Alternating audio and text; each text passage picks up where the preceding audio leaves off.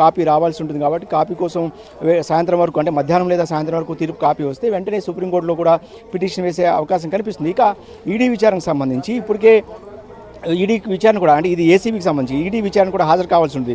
ఈరోజు విచారణకు కేటీఆర్ హాజరు కావాల్సింది వాస్తవానికి ఈడీ విచారణకు, కానీ ఆయన ఈరోజు రాలేను, హైకోర్టు తీర్పు ఉన్న నేపథ్యంలో తనకు మినహాయింపు ఇవ్వాలనేది కేటీఆర్ కోరిన నేపథ్యంలో ఈమెయిల్ చేశారు నిన్న సాయంత్రం. ఈడీ కూడా దానికి ఓకే చెప్పింది, మరొక తేదీని కూడా ప్రకటిస్తామని చెప్పింది. కాబట్టి ఈడీ విచారణ కూడా హాజరు కావాల్సి ఉంటుంది. ఏదేమైనప్పటికీ కూడా ఇది రాజకీయంగా బీఆర్ఎస్ పార్టీకి కొంత దెబ్బగానే చెప్పవచ్చు. గత కొన్ని రోజులుగా ఈ కేసు చుట్టూనే తెలంగాణ రాజకీయాలన్నీ కూడా నడుస్తున్నాయి వాస్తవానికి. సో ఇప్పుడు కేటీఆర్ కనుక అరెస్ట్ అయితే తదుపరి కార్యక్రమాలు ఎలా తీసుకోవాలనేది కూడా ఒక చర్చ అయితే బీఆర్ఎస్ పార్టీలో జరుగుతుంది. గతంలో గత ఏడాది మార్చి 15 పార్లమెంట్ ఎన్నికల కంటే ముందు కవితను అరెస్ట్ చేసింది ఈడీ ఢిల్లీ లిక్కర్ స్కామ్లో. దాదాపు 164 రోజులు ఆమె జైల్లో ఉండి సెప్టెంబర్లో రిలీజ్ అయ్యారు. సో ఇప్పుడు కవిత కూడా యాక్టివ్గా తిరుగుతున్నారు. సో ఈ నేపథ్యంలోనే ఇప్పుడు కేటీఆర్ వంతు వచ్చింది కాబట్టి ఇప్పుడు తదుపరి కార్యాచరణ ఎలా ఉంటుందనేది కూడా కొంత రాజకీయంగా ఆసక్తిగా మారింది. కొంత పార్టీలో అయితే నిరాశ కనిపిస్తుంది. వాస్తవానికి 10:30 కంటే ముందు ఇక్కడ పరిస్థితులు కొంత బీఆర్ఎస్ పార్టీ వాళ్ళంతా కూడా చాలా యాక్టివ్గా కనిపించారు. మాజీ మంత్రులు కావచ్చు, ఎమ్మెల్యేలు కావచ్చు, ఖచ్చితంగా హైకోర్టులో తీర్పు తమకు అనుకూలంగా వస్తుందని ఆశాభావం వ్యక్తం చేశారు. కేటీఆర్ మాట్లాడేది ఇందుకు కారణం కేటీఆర్ గత కొన్ని రోజులుగా వాస్తవానికి పార్టీ క్యాడర్లో ఒక ధైర్యాన్ని నింపే ప్రయత్నం చేస్తున్నారు. ఎక్కడ కూడా కేటీఆర్ ధైర్యాన్ని కోల్పోలేదు. అంటే ప్రతిరోజు కూడా మనం దగ్గరగా చూసినప్పుడు ఆయన చాలా కాన్ఫిడెంట్గా కనిపించాడు. ఖచ్చితంగా ఈ కేసులో తను తప్పు చేయలేదు.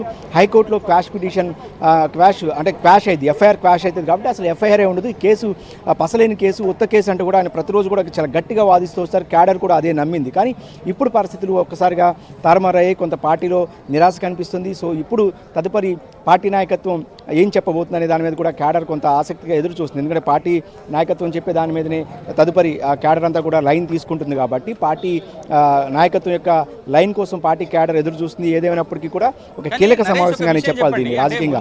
ఒక కేటీఆర్ అంటే బీఆర్ఎస్ పార్టీ వర్కింగ్ ప్రెసిడెంట్గా ఉన్నాడు, తెలంగాణ రాజకీయాల్లో చాలా కీలకంగా ఉన్నారు కాబట్టి. సో ఈ కేసులో పసలేదని చెప్తున్నారు. ఇది ఒక లొట్టపీస్ కేసు అని చెప్పేసి కేటీఆర్ పదే చెప్తున్నారు. సో మరోవైపు గతంలో ఆయన చేసిన వ్యాఖ్యలు కనుక చూస్తే ఈ కేసుతో నాకు గతంలో ఈ కేసు సందర్భంగా అంటే ఈ కేసు అనేటువంటిది హైకోర్టులో ముఖ్యంగా గవర్నర్ దగ్గర అప్రూవల్ కోసం ప్రభుత్వం వెయిట్ చేస్తున్నటువంటి సందర్భంగా ఖచ్చితంగా తనను అరెస్ట్ చేస్తుంది ప్రభుత్వం. ఒక రాజకీయ కుట్ర కోణం కూడా దీంట్లో దాగి ఉంది. ఒకవేళ తను అరెస్ట్ అయినా కానీ ఎవరు అధైర్యపడకండి, ఇది ఒక రకంగా బీఆర్ఎస్ పార్టీకి అడ్వాంటేజ్గా మారుతుంది. గతంలో అరెస్ట్ అయ్యి జైలుకు వెళ్ళిన వాళ్ళందరూ కూడా ముఖ్యమంత్రులు అయ్యారు. సో మనకు ఖచ్చితంగా ఇట్లాంటి చర్యల వల్ల మనకు మంచిగా జరుగుతుంది అనేటువంటి విషయాలని చెప్పి పార్టీ కేడర్లో కొంత ముందు నుంచి కూడా వాళ్ళని ఒక మానసికంగా సిద్ధం చేస్తూ వచ్చారు. సో కానీ ఇప్పుడు ఇది ఆ తర్వాత ఈ కోర్టు విచారణ సందర్భంగా అసలు ఈ కేసులో పసలేదన్నారు, రకరకాల కామెంట్ చేశారు. ఖచ్చితంగా ఈ కేసులో ప్రభుత్వానికే షాక్ తగులుతుంది అనేటువంటి కామెంట్స్ చేశారు. కానీ ఎట్టకేలకు ఆయన క్వాష్ పిటిషన్ని హైకోర్టు కొట్టివేసిన నేపథ్యంలో ఇక ఆయన అరెస్ట్ కాక తప్పదు. అది రేపా ఇవాళ ఎల్లుండి అనేటువంటి విషయాన్ని పక్కన పెడితే సో ఎల్లుండి 9వ తారీఖున ఆయన విచారణకు హాజరు కావాల్సి ఉంటుంది. అదే రోజు ఆయనని అరెస్ట్ చేసేటువంటి అవకాశాలు మనకు బాగా కనిపిస్తున్నాయి. సో ఏంటి అసలు ఇప్పుడు అరెస్ట్ తర్వాత ఎట్లా ఉండబోతుంది? ఎందుకంటే ఇప్పటికే తెలంగాణలో పంచాయతీ ఎలక్షన్స్కి ప్రభుత్వం రెడీ అవుతుంది, స్థానిక సంస్థల ఎలక్షన్స్ కూడా ప్రభుత్వం రెడీ అవుతుంది.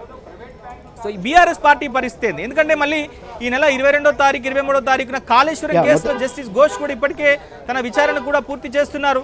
సో కేసీఆర్కి నోటీసులు పంపించబోతున్నారు, హరీష్ రావు కూడా నోటీసులు పంపించబోతున్నారు. వాళ్ళని విచారణకు హాజరు కావాల్సిందిగా కూడా జస్టిస్ ఘోష్ కమిటీ ఆల్రెడీ నోటీసులు పంపిస్తున్నట్టుగా మనకు తెలుస్తోంది. ఏంటి అసలు బీఆర్ఎస్ పరిస్థితి రానున్నటువంటి రోజుల్లో ఎట్లా ఉండబోతుంది ఈ అరెస్టుల నేపథ్యంలో?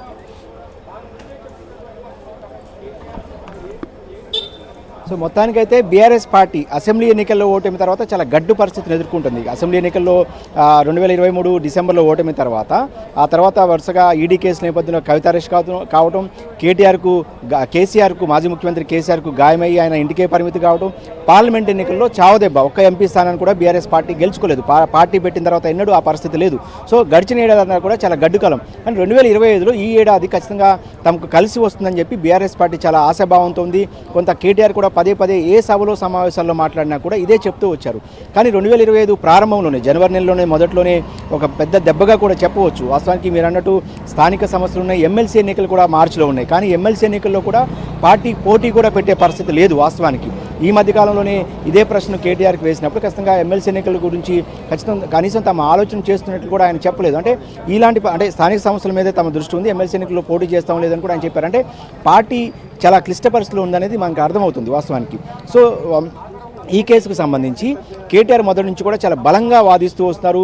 అనేక ప్రెస్ మీట్లో కూడా చెప్పారు, అరెస్ట్ అయితే ఏమైంది, మహా అయితే జైలుకి వెళ్తాం, జైలుకి వెళ్ళి వచ్చిన తర్వాత పాదయాత్ర చేస్తాను, ప్రజల్లోకి వెళ్తాను అనేది ఆయన పదే పదే చెప్తూ వచ్చారు. అంటే ఒక రకంగా పార్టీ క్యాడర్ను మానసికంగా తాను జైలుకి వెళ్తున్నట్టు సిద్ధం